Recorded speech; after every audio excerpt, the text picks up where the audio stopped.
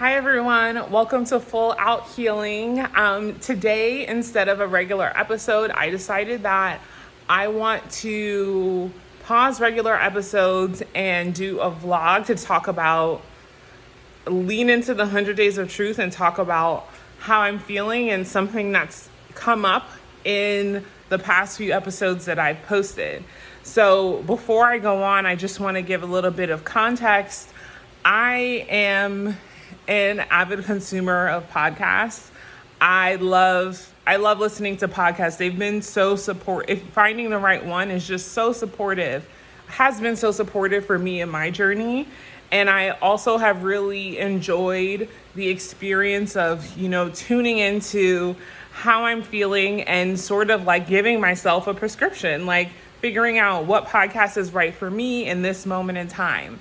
And so, with that being said, I'm in my regular day-to-day as I'm like consuming podcasts, especially now as I'm putting myself out there in the world.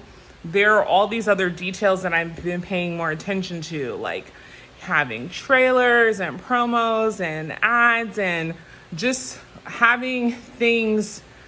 I've just been noticing structures that make the experience as a listener more enjoyable, easy, the clarity. I've noticed all of those things and I appreciate and admire them about the podcasts that I listen to. And I've started to, in turn, kind of judge myself for not having all of those pieces in place, right? But even as I'm saying this, I recognize, what I like about a good podcast is not how awesome the trailer is or all of the editing and all of those things. I like the message, I like the vulnerability, and I like how whoever's chosen to share themselves with the world is offering something that helps me see myself more clearly. And I'm really glad I did this video because I think I've kind of needed to like ground myself in that. Because I've started to judge my podcast and my show for not having all of those structures and things, even though I told myself, you know what, I'm going to produce a good chunk of content and have like just commit to putting myself out there. And once I've done that, if the universe allows, I can find or collaborate someone where that's their zone of genius. Like, they love putting that stuff together, or maybe I might feel inspired to do it myself to add quote unquote polish to it. But I realize that in focusing on that is like totally diminishing that, like the real win, y'all, is that like I showed the fuck up and I said the thing. I'm really proud of what I've been able to share because it's something that has been the result of so much intentional work on myself. And I like so much intentional work through seeking the support of others and leaning on it and growing from other people's healing journeys. Like that is the true gem in what I offer. And I'm saying this out loud because I'm saying it to myself. And I don't know if that thunder came through, but apparently the universe wants me to hear it too. So yeah, I just had to pause and acknowledge that because, this is 100 Days of Truth and I'm not going to keep on keeping on acting like these, that I'm not experiencing these things or that, it feels really important for me to be able to show up for this show and in this challenge, in a way that honors the truth of this experience, right? And so, yeah, I've been feeling self-conscious and have been judging myself, and it almost eclipsed the power of what I'm doing. But like, if you're a survivor and you're watching this and like, that is more than half the battle to just see the thing in yourself, own it, acknowledge it, forgive it, have compassion. Like that's the true battlefield. Like I've been in that battlefield, y'all. And like, I've already won in that sense. And I continue to win by showing up here and whether or not I have a trailer, which I do have one. See, there it goes again. Like, I'm diminishing what I have, but like, it's whether or not I have like the structure that I want within each episode, and in all the things surrounding what is at the core of this, right? And at the core of this is me sharing my heart and my journey with you. Like, that's at the core of this, right? That is solid gold. And I'm recording this because I need to say it, to believe it, to own it. And I just, I also think as I'm speaking to this, I know, I think it could be helpful to other survivors, because there really is so much of healing from abuse involves like rewriting the story and claiming it. And that's so powerful, because literally the nature of the abuse, in order for it to literally live and function in your life and in your relationship, is through an altered narrative, right? So rewriting your story, me rewriting my story, is literally the healing work, is literally reclamation. It's literally a win. And so I guess I'm also doing that in real time as it relates to sharing this podcast. And I recognize I've done this in other ways as I've shared my story with other people. It's super scary. If you're a survivor, you know this is super scary. It feels super vulnerable. And in the moments leading up to that choice to disclose, I've the scenarios run amok in my mind until like I finally settle in the truth that like this is my truth. I know what happened. This is my story. And no matter how anyone reacts to it, regardless of what they're distracted by, you know, not having a trailer at the beginning of each episode, or editing with sound effects, or someone being distracted by, but you did this, or but you went all these other fake things to blame you. None of that has anything to do with what's at the core of it. And so I just wanted to share that with you.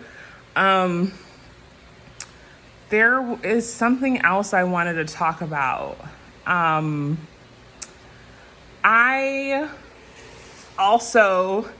So the last 2 or 3 episodes, they were really scary to talk about and share and record. And I'm so glad that I did, because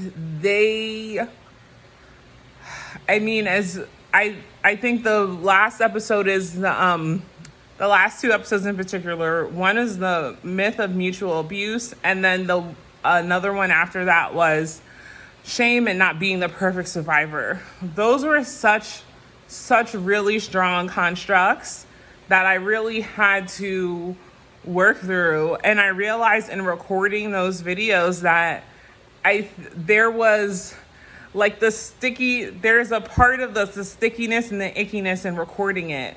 There were like gremlins in my mind wondering, oh my God, what if so-and-so sees this?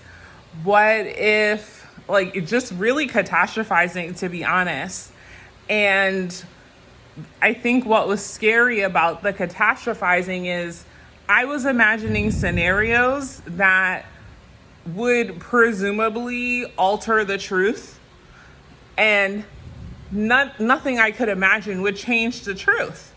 Nothing I could imagine, nothing else that would happen to me in all my worst case scenario thinking doesn't diminish or change the truth of who I am. It doesn't diminish or change what I've come to recognize about my experience. And it has no right and no place in my life to change the narrative of my own life story that I've been reclaiming. And I, again, just need to say that out loud for me And in the spirit of 100 Days of Truth, I'm sharing that with you. There's just something scary about sharing and all of the worst case scenarios that pop up. And, what I will say is that I am very proud of myself because those worst case scenarios, those inner gremlins, they used to be so powerful that they would be able to paralyze me and to, stop me from movement, shake me out of movement, push me into inaction.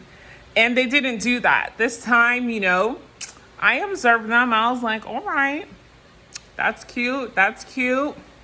Almost took a seat and I was like, not today. And so, they're still clearing out. They're not totally out of the room. They're not totally out of my mind, but they sure as hell are not taking residence. And they sure as hell are not going to be living anywhere near me rent-free anytime soon. And so that feels like a win. And I do want to share that because I feel like there's sort of this myth about healing that, once you've healed something, you don't think about it and it doesn't bother you again. And I just don't think that's true. And I also think that the return of certain things or themes that maybe, and I'll speak for myself, I think that the return of certain things that I used to feel ashamed about, used to embarrass me, that have all of these really intense emotions and stories attached to them, the return of them, I am accepting as a graceful opportunity to flex what I've learned, and an opportunity for me to show up for myself, to defend and protect little Sable, to ensure she is cared for and doesn't become responsible for shit that she has no business taking care of. And that's really how I've started to receive recurring challenges in my life as opportunities for me. I really recognize it as there's some part of my being that does not trust and believe. And so here comes this experience. Here comes this recurring thing to let it be known in my pinky toe that this is not how it is anymore. Let it be known, in my right ear that this is not the way things happen. And I sort of have, I think that's the way I've had peace with certain things that are taking their time in leaving my life, or are not leaving in the ways that I think or should expect. When I look inward, I can see, I can see there are parts of me that are like, this is so yesterday. Shout out Hillary Duff. But there are other parts of me that's afraid that this is still true.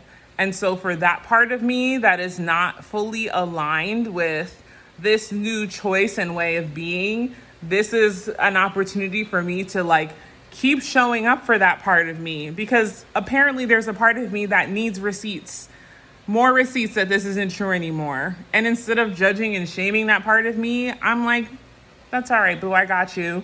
You don't believe that this is true, and that's okay. You're allowed to believe that.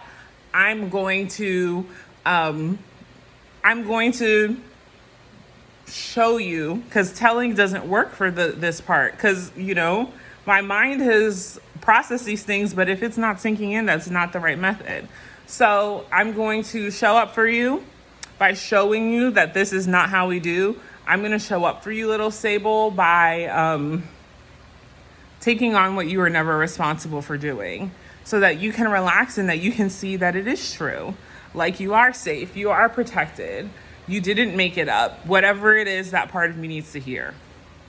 So yeah, that is my little bit today for 100 Days of Truth. Thank you for listening, and thank you for allowing me to share a space with you in your life. Okay? Have a wonderful day. I hope you give yourself everything that you deserve and desire because you deserve it. Okay? Bye, y'all.